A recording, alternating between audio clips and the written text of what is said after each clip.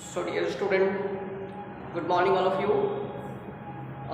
See, in today's class we will discuss about chemical properties of soap.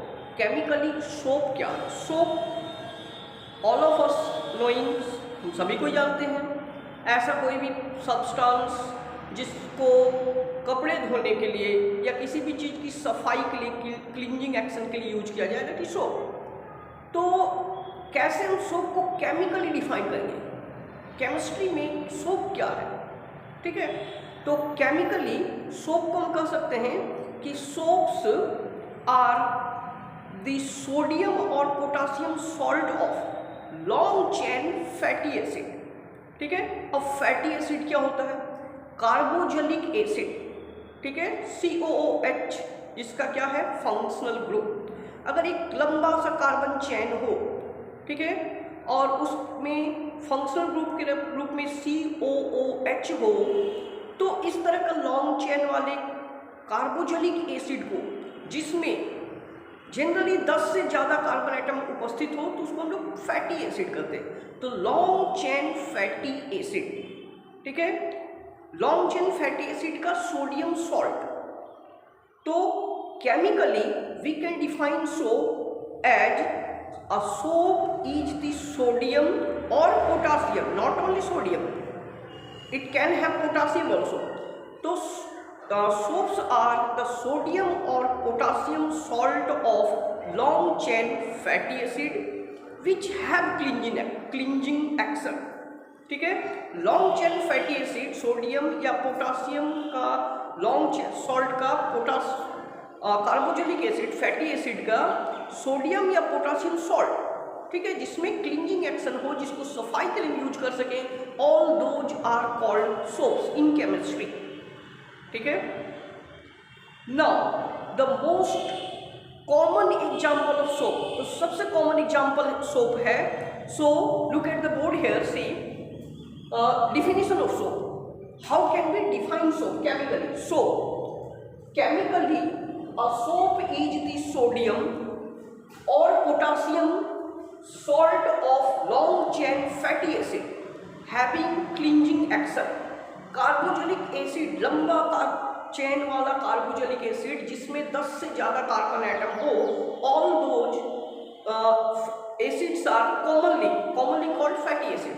Generally वो fatty acids कहलाता है because at room temperature they exist as solid state fat like solid, wax like, मोम के जैसा।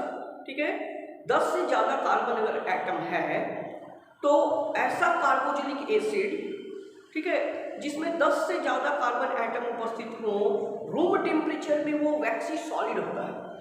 तो that's why all these are collectively called fatty acid. इस प्रकार का कोई भी कार्बोजेलिक एसिड हो जिसमें नंबर ऑफ कार्बन आइटम 10 से ज़्यादा हो, लंबा हो, ठीक है, तो सबको एक साथ हम लोग लॉन्ग चेन फैटी एसिड कहते हैं। ठीक है, the most common example of soap, जो सबसे कॉमन एग्जाम्पल है सोप का, वो है sodium stearate. See examples of soaps are sodium stearate, sodium stearate. ठीक है, सोडियम स्टीरेट, इसका फॉर्मूला है C17। इसके चेन में 17 कार्बन एटम होते हैं, C17H35। सभी कार्बन का टेट्रावैलेंसी सेटिस्फाई करने के लिए सभी के साथ क्या लगा होता है? हाइड्रोजन। हाइड्रोजन एटम हर कार्बन का टेट्रावैलेंसी को सेटिस्फाई करता है। तो C17 17 कार्बन एटम रहेंगे चेन में, 35 हाइड्रोजन एटम, 35 हाइड्रोजन एटम सभी कार्बन के टेट्रावैलेंसी को सेटिस्फाई करेंगे, और लास्ट में कार्बोजेलिक एसिड ग्रुप COOH रहता है। ठीक है,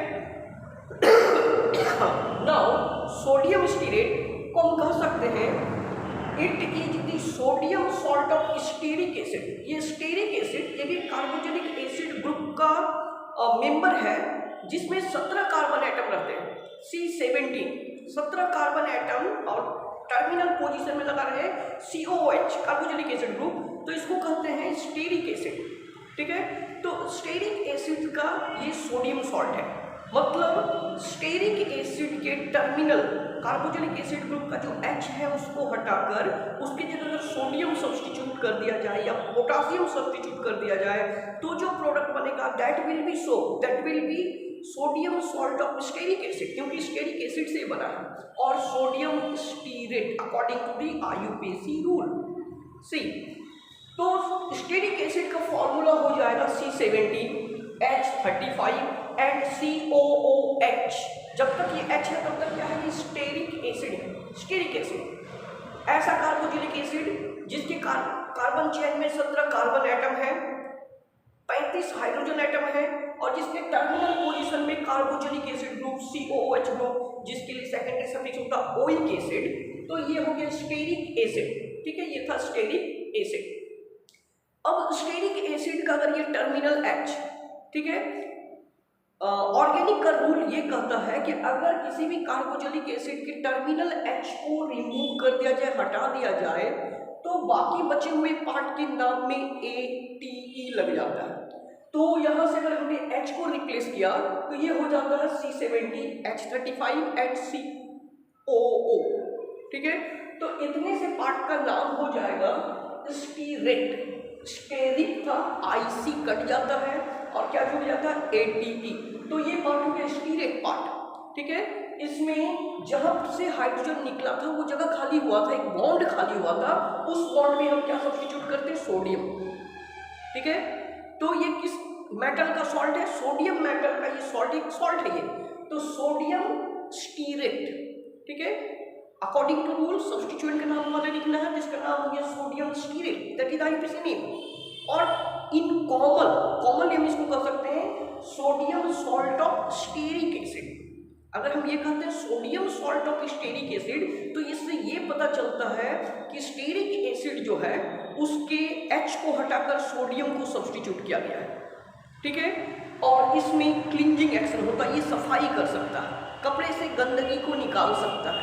ठीक है, next is your sodium palmitate.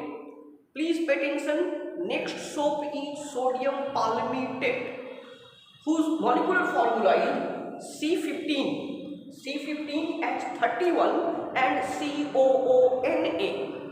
C15 इसके चेन में 15 कार्बन एटम होते हैं और सभी कार्बन एटम का टेट्रा वैलेंसी को सेटिस्फाई करने के लिए कितना 31 हाइड्रोजन एटम होते हैं, और इसके टर्मिनल पोजीशन, उस चेन के टर्मिनल पोजीशन में ये carboxylic acid group COH group रहता है, जिसको हटाकर बाद में सोडियम को सब्स्टिट्यूट किया जाता है, तो ये सोप में कन्वर्ट हो जाता है। ठीक है, तो इस तरह से हम कह सकते हैं कि सोडियम पाल्मिटेट, ठीक है, it is the sodium salt of palmitic acid. Now palmitic acid का फॉर्मूला क्या है, C15H35 COOH। H जब तक है तब तक ये पाल्मिटिक एसिड है, IC पाल्मिटिक एसिड। अगर H को हम हटा दें तो IC, इसके नाम के अंत से IC हट के क्या जुड़ जाएगा, ATE। ठीक है, तो H को हमने हटा दिया, बाकी पार्ट बच गया क्या, C15H35 COO। तो ये पार्ट कहलाएगा पाल्मिटेट। ठीक है, एक बॉन्ड खाली हो गया जहां पर हमने किसको जोड़ा, हाइड्रोजन को, सब्स्टिट्यूएंट हो गया, जिससे जोड़ा गया वो सब्स्टिट्यूएंट। तो रूल के अनुसार सब्स्टिट्यूएंट का नाम आपको पहले लिखना है, तो इस कंपाउंड का नाम हो जाएगा सोडियम, सब्स्टिट्यूएंट सोडियम, और यहाँ से H हटा हुआ है तो पाल्मिटिक से क्या होगा, पाल्मिटेट, तो सोडियम पाल्मिटेट। और in common system it can be called sodium salt of palmitic acid. Palmitic acid का सोडियम सॉल्ट।